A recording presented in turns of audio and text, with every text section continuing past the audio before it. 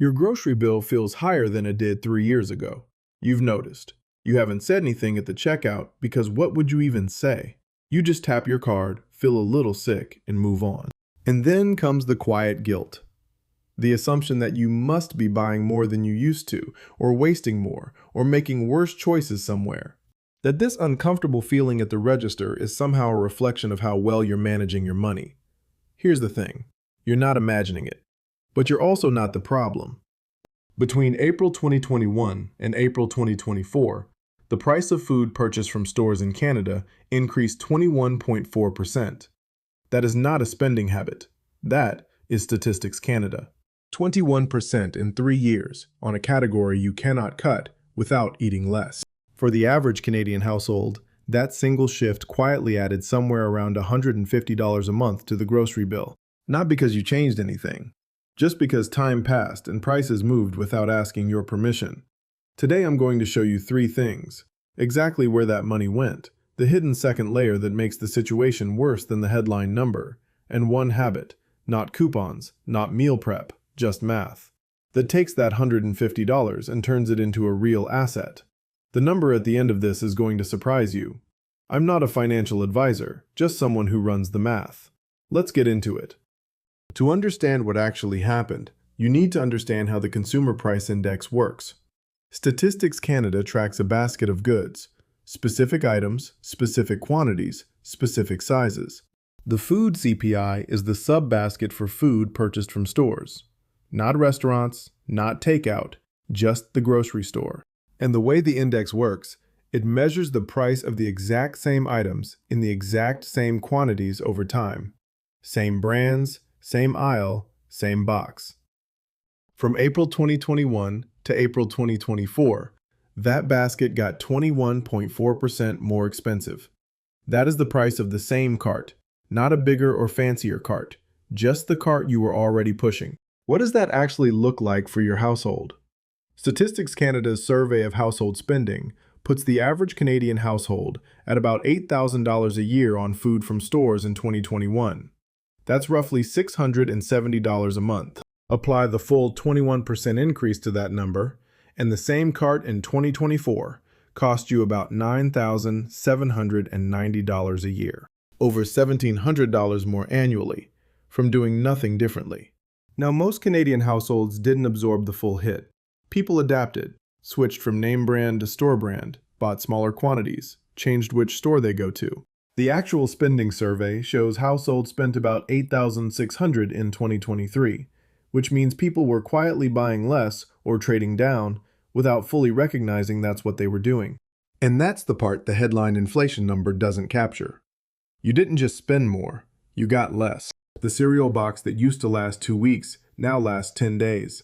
The same dollars, buying less product, and you've just quietly accepted it as the new normal. And we are not even done with the ways you got hit. Because on top of the CPI increase, there's a second layer called shrinkflation.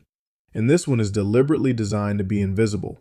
Shrinkflation is when a manufacturer reduces the amount of product inside the package while keeping the package the same size and the shelf price unchanged. You are not paying more per box, you are paying more per gram. And most people never notice because the box didn't change. CBC Marketplace investigated this directly and documented dozens of cases between 2022 and 2024. Kraft Dinner Original reduced 11%. You used to get 225 grams. Now you get 200. Same orange box, same shelf. Wheat Thins reduced 10%. 200 grams instead of 220, same bag. Betty Crocker Super Moist Cake Mix reduced 13%. This happened across snacks, chips, paper products, candy, cookies. Even toilet paper rolls got narrower. Here is why this matters for your budget. The CPI measures the price of a unit. If the unit quietly got smaller, the index undercounts the real price increase. What you experienced at the grocery store over the last 3 years is worse than 21%, because the unit itself shrank while the label stayed the same.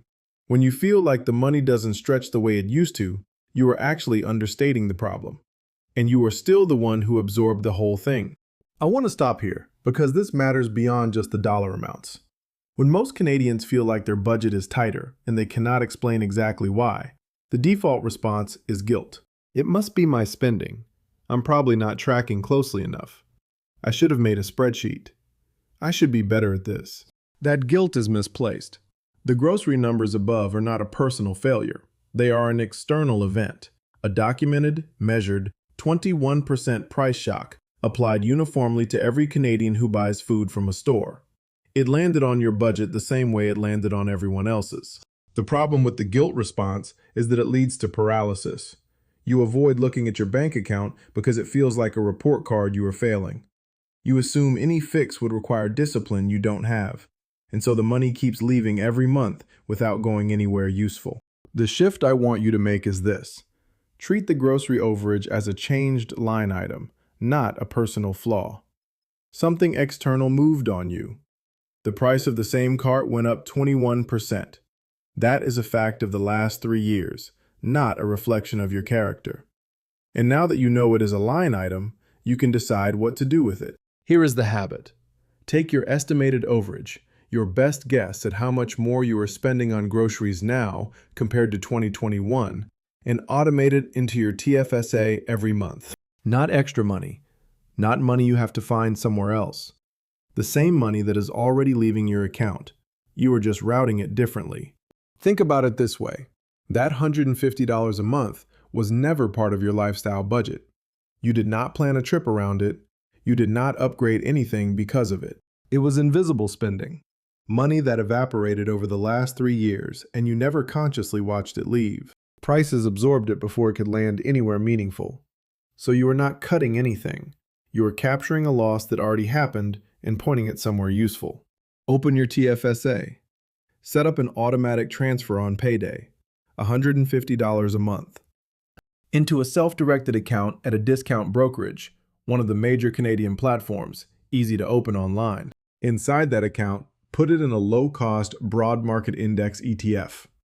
That is, a single fund that owns a slice of hundreds of companies across Canada and internationally. You buy it once, you add to it monthly, you do not touch it. Set the transfer to repeat automatically so you never have to think about it again. The annual TFSA contribution room for 2026 is $7,000. $150 a month is only $1,800 a year. That is well within your room if you have any unused space from the last few years, and most Canadians do. That is the whole move. Let's run what this actually looks like. $150 a month, invested at 6% average annual return, which is conservative for a diversified index fund over a long period, compounded monthly. After 15 years, over $43,000. After 25 years, over $100,000. From your grocery bill. From a number that was already leaving your household every month, that you were already absorbing, that you assumed was just the cost of being alive in Canada right now. $100,000 in a TFSA is tax-free. When you pull it out in retirement, the government does not take a cut. The whole amount is yours. That is what passively absorbing grocery inflation cost you over 25 years. Not the cash at the register. You were going to spend that regardless. The cost is in not routing it deliberately. In the difference between money that evaporates and money that compounds. I know what some of you are thinking. The groceries are real. That $150 is genuinely going out the door, and I cannot redirect money I don't have. That's a fair response. If your budget is genuinely squeezed and you are carrying high-interest credit card debt, the grocery overage should go to the debt first. That is better math, and I am not arguing with it. But if you more or less get to the end of the month without running out, if the money is leaving and you are not quite sure where it ends up, this is where it is going. You just ran the analysis. Inflation absorbed it before you could see it leave. The automatic transfer does something beyond the compound return as well. It creates visibility. You see the deposit go in every month. You watch the balance grow slowly, and over time that changes how you relate to money. That psychological shift, from passive to active, from evaporation to accumulation, is an underrated benefit on its own. Here is what today's video is not promising. Grocery prices are not coming back down. The 21% increase is baked into baseline prices now. The shrunken Kraft dinner box is not going back to 225 grams. The $150 a month you are spending more today is effectively permanent. I am not handing you a reversal. There is no reversal.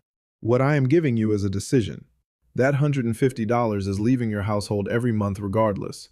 The only question is whether it stays captured by food inflation, or whether you decide it belongs to your future self instead. Here's what to do this week. One thing. Look at your grocery spending over the last 3 months. Take an average. Compare it to what you were spending in 2021 or 2022 if you have any record of it. If there is a gap, and there almost certainly is, pick a number. It does not have to be the full gap. Start with $50, $100, whatever feels real and manageable to you. Open your TFSA if you have not already. A self-directed account at a discount brokerage takes about 15 minutes to set up online. Fund it. Set a recurring transfer for your number on payday. Put it in a low-cost, broad market index ETF and leave it alone. That is the boring version of everything I showed you today. The boring version is the one that reaches $43,000 at 15 years and over $100,000 at 25. If this was useful, subscribe. There is a new video every week on exactly this kind of quiet, unexciting math that most Canadians never run, but probably should. The boring one wins.